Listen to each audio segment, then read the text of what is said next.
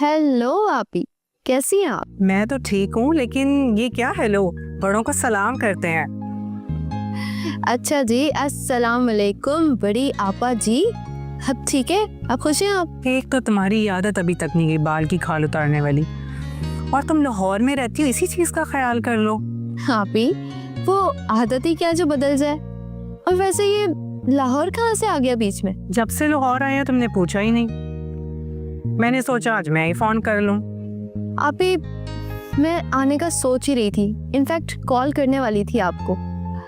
आपी, पेपर्स परसों ही खत्म हुए हैं और कसम से इस दफा बहुत टफ डेट शीट थी, सर खुजाने तक का टाइम नहीं मिला। अब फरागत मिली है तो फोन भी करूंगी और जल्दी मिलने भी आऊंगी। ठीक है, जब मर्जी आ जाना, बल्कि कुछ दिन तो हमारे साथ ही रहना। जी आपी, जरूर, क्यों नहीं। अच्छा यशमा, अपना ख्याल रखना।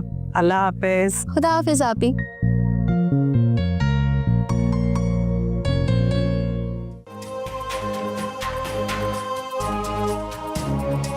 सर, आपने बुलाया? हाँ, ये फजल यहीं पर है या चला गया?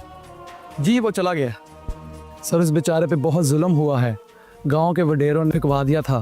वो तो उसकी किस्मत अच्छी थी सर कि वो बच गया।